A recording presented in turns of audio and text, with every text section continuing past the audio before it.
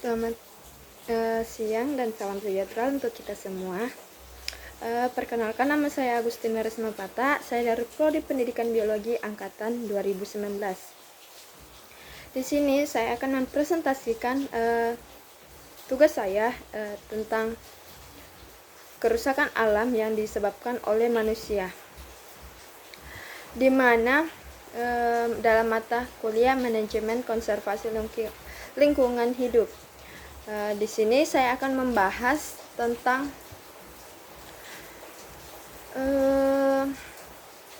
kerusakan alam yang disebabkan oleh manusia. Materi yang saya ambil itu tentang pencemaran udara, di mana Indonesia termasuk dalam negara dengan polusi udara yang tinggi. Polusi adalah zat yang mempunyai efek yang berbahaya atau beracun pada lingkungan. Bagaimana sih polusi mempengaruhi badan kita? Terdapat dua cara polusi memasuki udara, yaitu yang pertama point source dan non point source, di mana point source berasal dari satu sumber seperti emisi pabrik, dan yang kedua non point source, di mana polutan berasal dari banyak sumber seperti mobil, motor, dan lain sebagainya. Di non point source terbagi menjadi dua polutan, yaitu pertama polutan primer dan yang kedua polutan sekunder, di mana polutan primer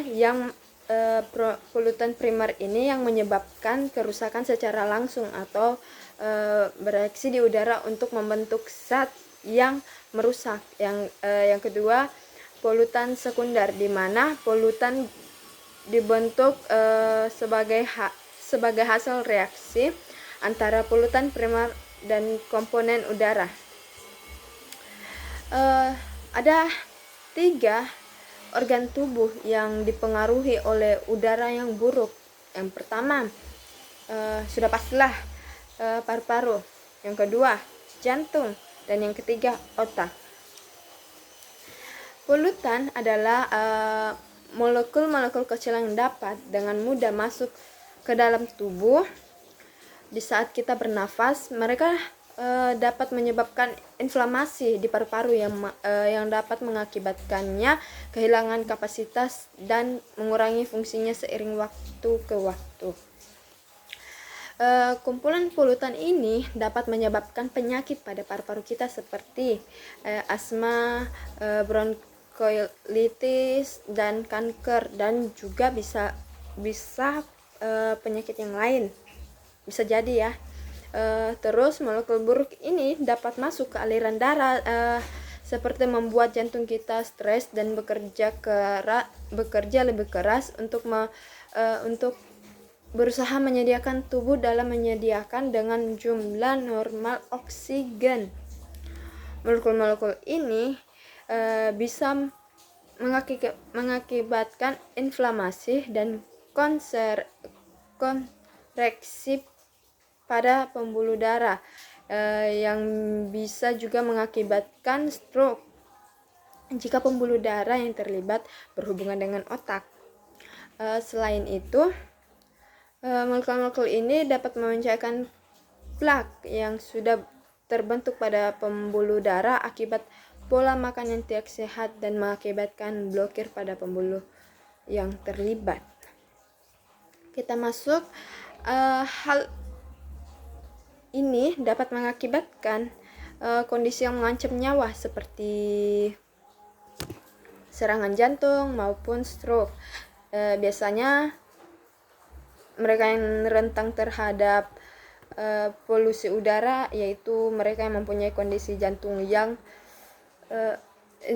dan paru-paru, seperti ibu hamil, pekerja yang di luar ruangan, orang tua, anak-anak di bawah umur 14 tahun, dan atlet yang berlatih di luar ruangan. Adapun cara menghindari polusi udara ada 5 menurut WHO. Yang pertama, batasi jalan di jalan yang sibuk, dan jika membawa anak kecil, angkat mereka supaya berada lebih tinggi dari posisi kandalpot. Yang kedua, batasi menghabiskan waktu di daerah yang ramai kendaraan seperti lampu merah. Yang ketiga, jika kalian berolahraga, lakukanlah di daerah yang tidak berpolusi. Yang keempat, batasi penggunaan kendaraan seperti mobil, motor, dan lain-lain di hari berpolusi tinggi. Dan yang kelima terakhir, jangan membakar sampah karena asap dapat merusak kesehatan kita. Sekian dari saya, lebih dan kurangnya mohon dimaafkan.